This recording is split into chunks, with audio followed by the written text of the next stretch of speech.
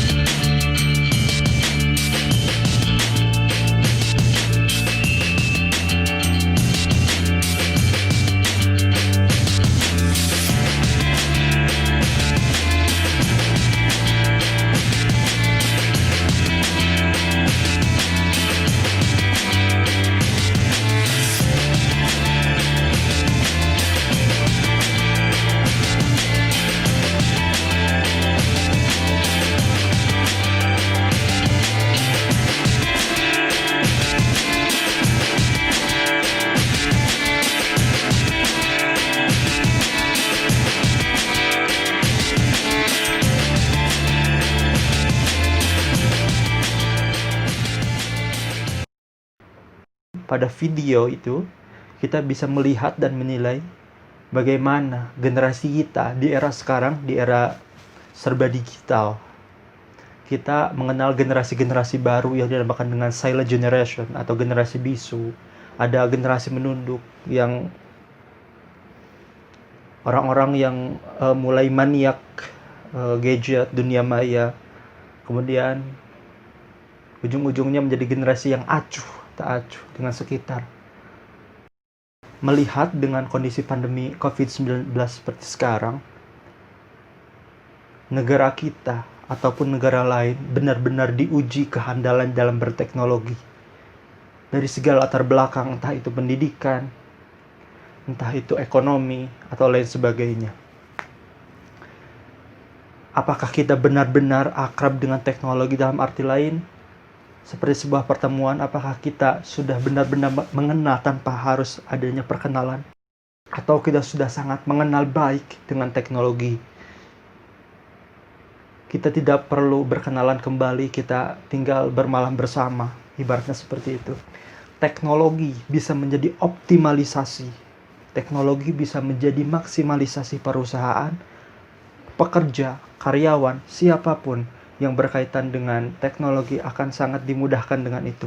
Maka proses optimalisasi daripada teknologi merupakan hal-hal yang bisa mendorong perekonomian tumbuh terus-menerus.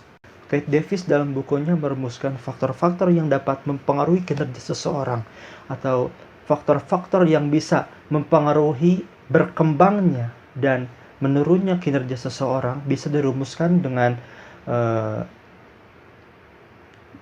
human preference sama dengan ability plus motivation.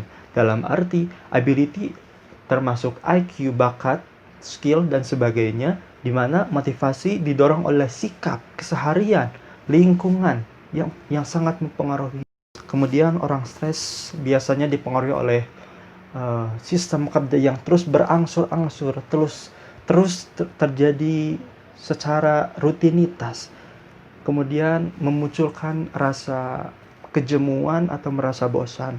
Dengan begitu, hal paling umum penyebab stres adalah kejadian yang berulang-ulang atau rutinitas yang menjemukan. Lalu solusinya apa? Saya pikir tidak ada teori yang benar-benar menjamin seseorang bisa menghilangkan stresnya.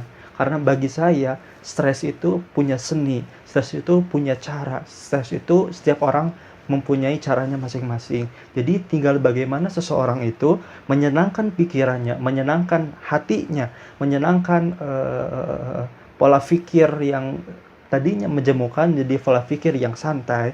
Dalam arti bisa mencapai produktivitas kerja tanpa diiringi dengan stres yang berlebihan.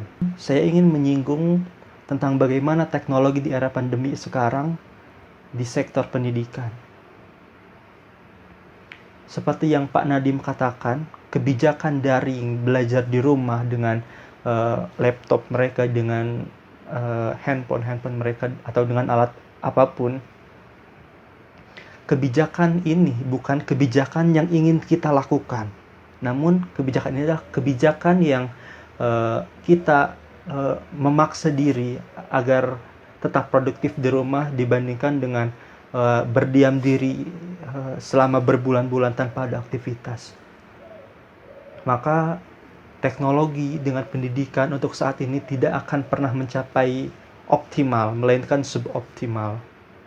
Ini adalah tugas besar kita semua, tugas para dosen, tugas para guru-guru, tugas para mahasiswa, bagaimana menciptakan sistem pembelajaran daring yang menarik.